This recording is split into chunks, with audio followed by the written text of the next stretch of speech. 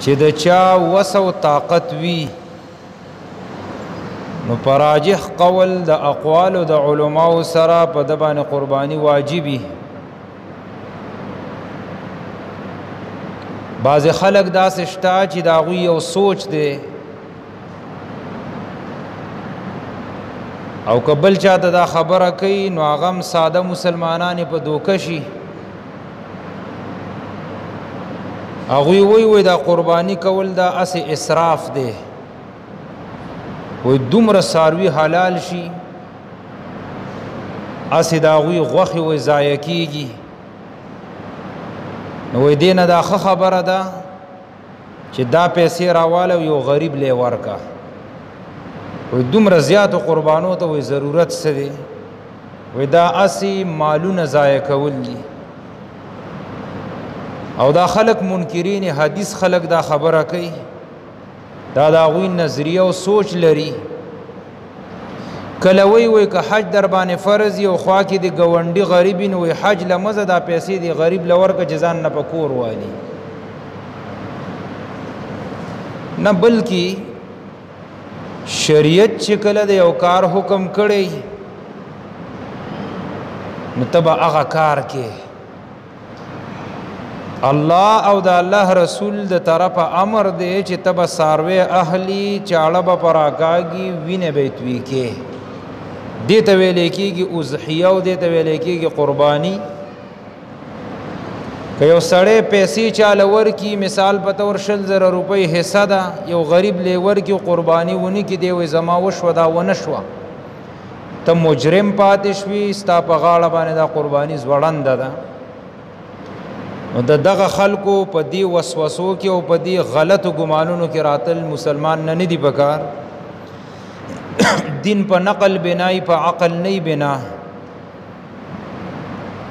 نو په قربانی کې په ساروی ذبح کولو کې وینه توی کولو کې ډېر زیاتې فائدې دي. اگر چې د انسان ذهن به دې فائدو ته نه رسی لیکن انسان به دې ته ګوري چې ما ته دا حکم د چا د طرف نه دی، دا حکم ما ته د رب العالمین د طرف نه دی. هغه ذات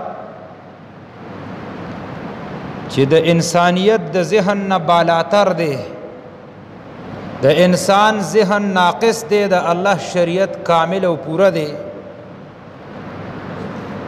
نو دی وجنا قربانی چې در باندې کله کیږي نو ساروی به اخلی و هغه به ذبح کې کاسې د چاله پیسې ورکړي دا ونه شوه او فایدې پکې ډېرې زیاتې دي. یو فایده پکې دا ده چې دې سره د انسان اخلاص راښکاره کېږي چې تعالی خو الله ډېر مال او دولت درکړي ورګه ته بخیلی شومې که نه ته اخلاصمنې. دویم د قربانی په کولو سره په انسان کې صفت د نیکی د احسان پیدا کیږي. که خامخا قربانی چې وکړي نو ټوله غوښه سړی ځان نه نه ساری چا چې نه کړي هغه ورکړي دا درکې د احسان صفت رالی. دریم په قربانی کولو کې د الله بڑای بیانېږي ځکه دې سره تکبیرونه ویلې کېږي. سلورم دا د الله یو امتحانم دی.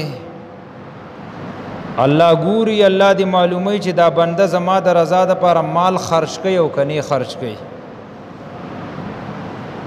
پنځم دا د مېلمستیا ورځې دي. د الله د طرفه موږ مېلمانۍ په دې ورځو کې او خپلو بندګانو ته خوراک ورکوي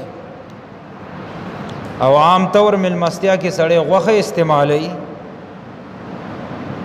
نو دا د الله د طرفه مونږ او تاسو ته په مېلمستیا کې غوښه راکړی کېږي. نو قربانی دا واجب عمل دی د هغه چا دپاره د چا چې وس او طاقت وي او الله وله توفیق ورکړي د قربانی